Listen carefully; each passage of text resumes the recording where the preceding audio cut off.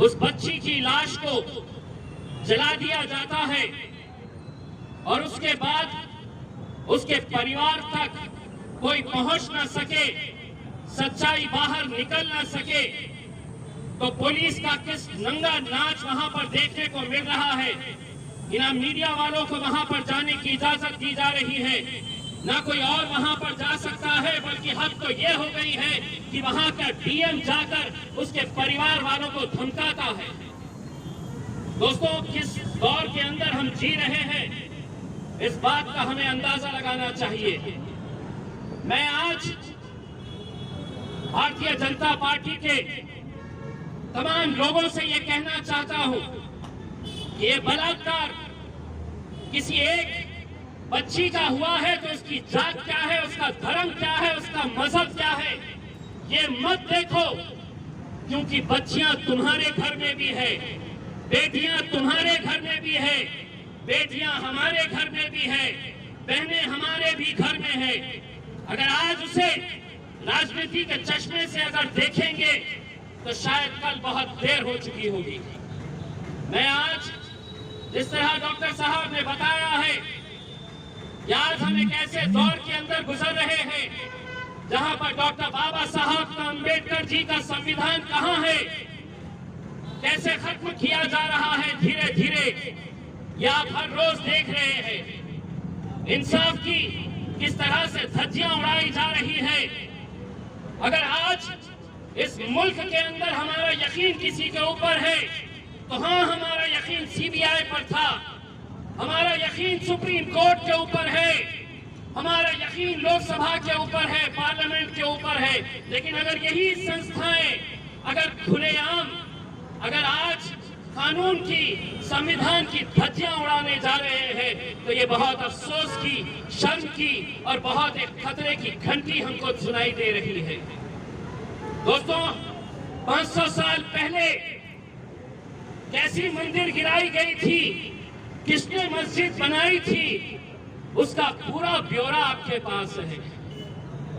500 साल पहले क्या हुआ था, इसका पूरा हिसाब आपके सामने आपको दिखाया जा रहा है। लेकिन 28 साल पहले जब वो पूरी दुनिया ने देखा था, पूरी दुनिया देख रही थी टेलीविजन के ऊपर कि वहां पर कौन कौन लोग गए थे, कैसी कैसी बातें कही गई थी, कैसे कैसे नारे लगाए गए थे। और अगर आज अदालतें ये फैसला करती है कि ये नहीं, ये सब बाइज्जत बरी हो रहे हैं, तो आप सोचिए कि आने वाला कल कैसा रहने वाला है। हम लड़ेंगे, हम इंशाल्लाह जितनी हमारी ताकत है हम लड़ेंगे। ये लड़ाई किसी एक मजहब की नहीं है, ये बलात्कार को हम किसी एक मजहब के चश्मे से नहीं देख रहे हैं। एक जवान बच्ची की इज्जत लूटी जाती है और रातों रात अगर उसके बॉडी को वहीं पर पुलिस की निगरानी के अंदर, पुलिस के हाथों अगर उसे जलाया जाता है तो सोचिए उसके परिवार की पीड़ा, सोचिए उसके माँ बाप, उसके घर वालों की क्या हालत होगी। ये एक बच्ची जिसका अंतिम संस्कार भी उनकी मौजूदगी में नहीं कराया गया। ये अगर गुंडा राज नहीं है तो क्या है? और क्यों नहीं वही भारतीय जनता पार्टी के लोग बाहर निकलकर इसकी निंदा कर रहे हैं?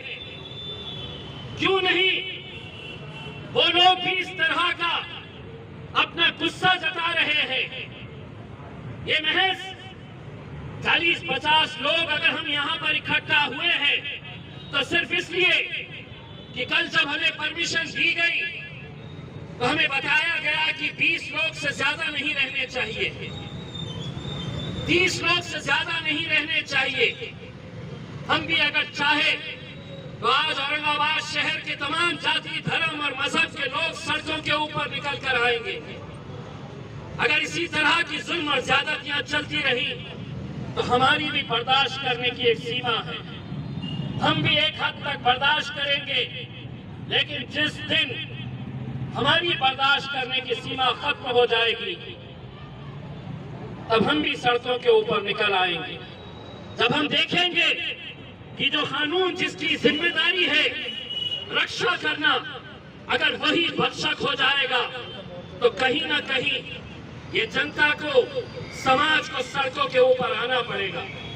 हमारे मतभेद होंगे, कांग्रेस पार्टी के साथ हमारे राजनीतिक वैचारिक मतभेद हो सकते हैं और है, लेकिन उस पार्टी के सबसे प्रमुख नेता राहुल गांधी के गिरेबान तक अगर पुलिस चले जाती है, अगर उसका गला पकड़कर उसे नीचे गिरा देती है तो हम निंदा करते हैं और हम ये कहना चाहते हैं कि ये लोकतंत्र के अंदर राहुल गांधी को अगर गिराया गया है तो कांग्रेस के साथ हम भी इस मुद्दे के ऊपर खड़े हैं और हम भी राहुल गांधी को ये कहना चाहते हैं कि हमारे वैचारिक मतभेद होंगे, हमारे राजनीतिक मतभेद होंगे, लेकिन तुम्हारे गिरेबान तक अगर कोई हाथ डालेगा तो वो हाथ को काटने की ताकत मजलिस इत्तेहादुल मुस्लिमीन के अंदर है।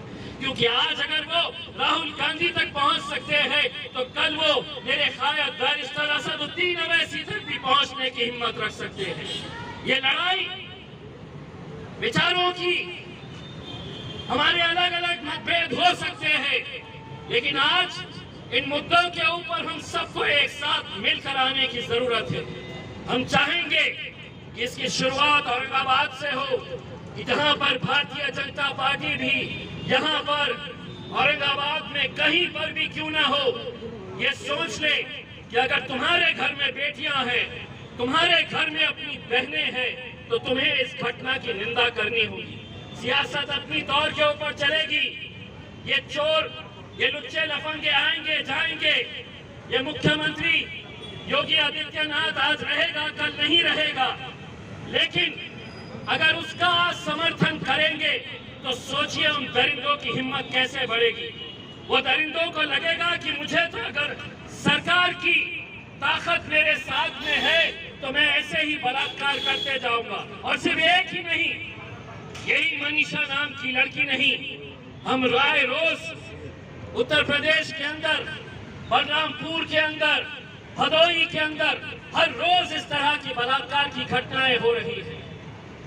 लेकिन अगर इनकी निंदा नहीं की गई, अगर योगी आदित्यनाथ को वहां से हटाया नहीं गया, तो हम तो ये समझेंगे कि इन बलात्कारियों का समर्थन इस मुल्क के वजीर आजम नरेंद्र मोदी और अमित शाह भी कर रहे हैं। इन दरिंदों की हिमायत वो लोग भी कर रहे हैं।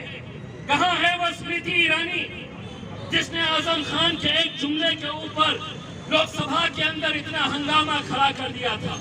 अगर तू महिला है तो तुझे बाहर निकलकर इस बच्ची के दरिंदे जितने भी थे इनके खिलाफ बोलना पड़ेगा। अगर तुम नहीं बोलेंगे तो अगले अधिवेशन के अंदर तुम्हें हमारा भी सामना करना पड़ेगा। हमारे भी सवाल रहेंगे और तुम्हें जवाब देने पड़ेंगे कि किस तरह से हम एक कानून एक के लिए लगाएंगे और दूसरा कानून दूसरे के लिए लगाएंगे। मैं तमाम औरंगाबाद की आवाम से ये अपील करना चाहूंगा कि इस तरह के छोटे छोटे हम लोग तो हम जानते हैं कि कोरोना का पीरियड है, हम भी जितनी एहतियात बरतना है उतनी एहतियात हम बरतेंगे, लेकिन एक संदेश यहाँ से पूरे मुल्क के अंदर जाना चाहिए कि ये जुल्म ज्यादती, इस तरह का गुंडा राज बहुत ज्यादा दिनों तक चलने वाला नहीं है। ये सत्ता में बिठाने वाले यही जनता है। जिस दिन ये जनता सड़कों के ऊपर निकल आएगी तो इनके अंदर इतनी ताकत है कि ये सत्ता को नीचे भी ला सकते हैं, सत्ताधारियों को नीचे भी खींच सकते हैं। बस आप लोग यहाँ पर आए और एक ऐसे कार्यक्रम का एक हिस्सा बने जिसे देखकर सुनकर बहुत अफसोस होता है और इस बात का अंदाजा लगाया जा सकता है कि अगर अदालतें भी ऐसी फैसले देने लगे, अगर पुलिस इस तरह का काम करने लगे, अगर सीबीआई ये कहने लगे कि अब कुछ नहीं, तो सोचिए मुल्क कहाँ जा रहा है। दोस्तों, हिंदू, मुस्लिम, सिख, ईसाई, दलित जितने भी लोग हैं, हम सबको ये मुल्क बचाना है। ये मुल्क बचाने के लिए हम सबको एक साथ मिलकर आना है। इतनी भक्ति के अंदर मलिन मत हो जाओ। नरेंद्र मोदी साहब को अपना भगवान